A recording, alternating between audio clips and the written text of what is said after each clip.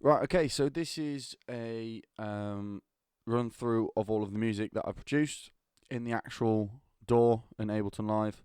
So I'm just going to show you some of the choices and how I've made the music that I've made. So all of it's in my NSD folder here, Negotiator Skills Development.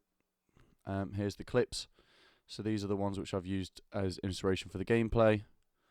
Obviously you can see there that is, it's all split up into the 5 sections, and that's where I've looked back and forth between the music just to tell that it is suitable for the level and the aesthetic of that level. Shattered Pixel here is where all of the stages are, any samples that I've used here, and in each of those you'll have the folder for the sewers, so sewers being stage 1, and then the victory one there, and then that's the same for all of them, so victory, prison, boss there, caves, bosses, the dwarf, I call it the dwarven thing, I forgot what it was, dwarven metropolis at the time, stage 5 there, and then obviously that's got its own victory. So just looking at the setup of all of these, so we'll go on to sewers here, and the way that I structured a lot of the music was additive. So as you progress through the 5 stages, then you get extra layers. So you know, it's almost like playing these through,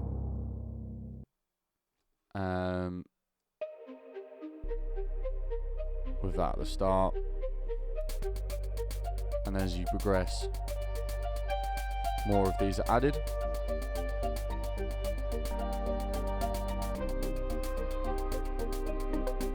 And then obviously, the more you progress through the levels,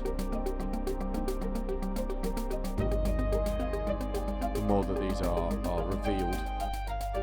Just to go into the sound design for a lot of these, so I always thought some sort of synth, well, everything was going to be based off synths, with the game being pixelated and that 8-bit chip sort of retro look. A lot of these games came around in the 80s, 70s, when synths were rife in the music that was produced in that time. So that was obviously a sort of an obvious starting point for me to look at. When looking at a lot of inspiration, arpeggiators were a widely used sort of melodic structure. I think it creates a lot of momentum without hanging on to that melodic element so much. So to go into some of these, so a lot of these are bounced down. It was just a process of clicking freeze and then freezing it down to give some of these their unique sound. So if we have a listen to that, for example, let me just check that's not too loud for you. Yeah, it's alright. So you can hear how the quality of it's been reduced. That was done with this plugin here. So if we were to get some drums,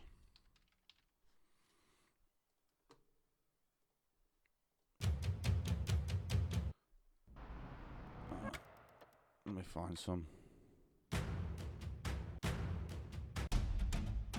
If we can use that, for example, I know that isn't really in the style, but we'll run with it. So that's very acoustic sounding, it's very realistic sounding, and then by adding Redux, we'll bring the sample rate down, and you can see immediately it, let me just check that's not too loud either, no, we're all good. It fits that stylistic approach quite nicely. You know, if we were to add some of these with it as well.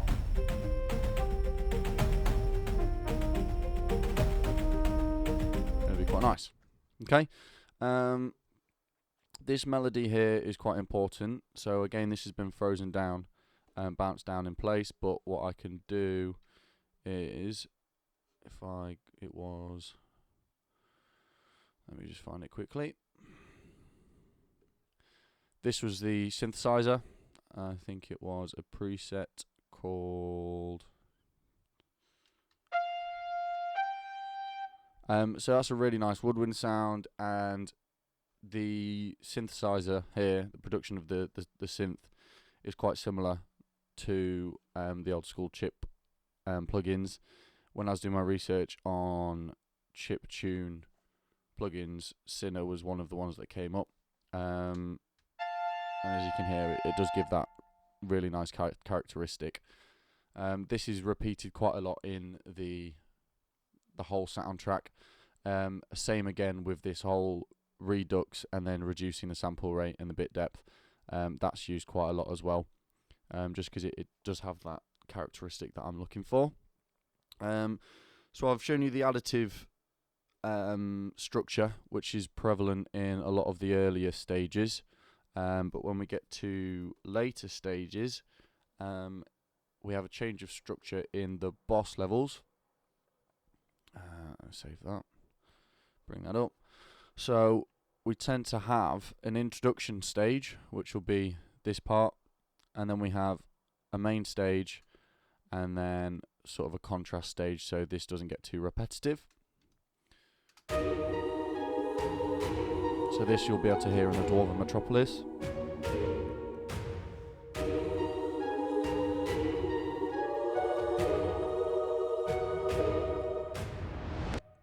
And then it'll go into the main bit. Again, notable things, we've got this synthesizer that was used again. And a lot of reverb was added to various tracks using Valhalla, Vintage Verb. I thought this was a really, really nice plugin and gave a good sense of space, which is something that I was looking for when we're scoring for a dungeon game, especially in the caves level. You know, to emulate that space through the soundtrack, because it's a 2D game, you can't really get a sense for the space of some of these levels without zooming out, which you can see in the gameplay. So I thought putting that into the soundtrack was quite valuable. Again, in some of these, so we have redux here being put on the drums, and then rolling off the low end and the high end on an EQ quite harshly. Just gave it that extra sound of being pushed through an 8-bit system. So obviously they wouldn't have the gaming consoles that we've got in question wouldn't have big subwoofers and wouldn't have speakers capable to handle this low end. So just putting that on gave it that authentic sound really nicely. And then we would normally tend, as I said, to include a second part just so it doesn't get too old. Again, Sinner is being used there, Sinner is being used there. These are some samples that we found. BBC Orchestra was really nice for some strings, and in some parts of the projects and other levels, again, Redux was applied to that, which gave it a really nice, authentic sound. As I said, Valhalla being used there again, and we'll go on to stage 5 and look at the Victory. Save that.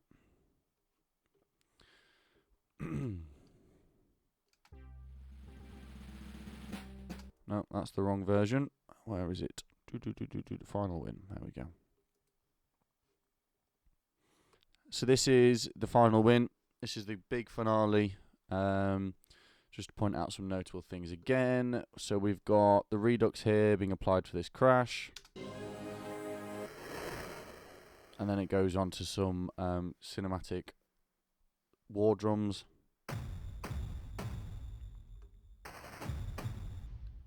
Would sound like that without the Redux. And then again with crash. So that works nicely. Redux on that as well. We'll see what else there is. BBC Symphony Orchestra plugin came in really nicely for these strings. Really good samples in that one. Redux on that. So what did this sound like? These are the strings, I think. Yeah. Oh, these are horns.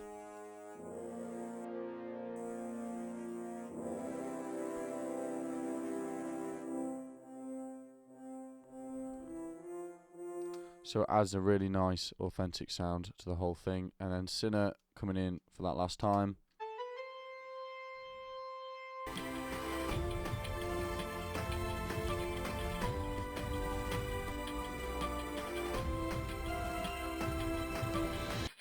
Redux being used on those marching drums.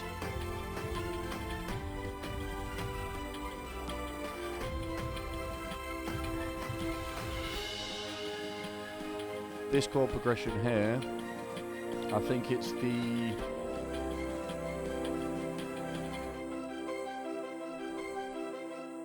so what does it go between?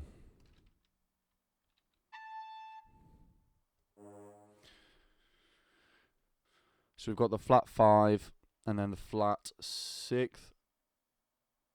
Yeah, the flat 5 and the flat 6th progression is something that's used quite often in is it flat 5, flat 6? Yeah. G sharp, A sharp, C, or it would be A flat, B flat, C. That progression is used quite a lot in victory music in things like Mario. So Super Mario Bros. Is a big inspiration for the victory music that I found, and they use that progression. It sounds quite victorious and quite, victorious will do. So that worked quite nicely, and we employed that into our final bit. So that really are the three main parts to show off. I've gone into a lot of explanation about the musical choices in one of the other videos. This was just to show the audio in the actual DAW, to show off some of the plugins that I've used and how I've used them, and then also the structure. So that's the music in the DAW. The next one to look at would probably be the walkthrough on the Wise, and then the final bit is the music actually applied to the gameplay. Cool.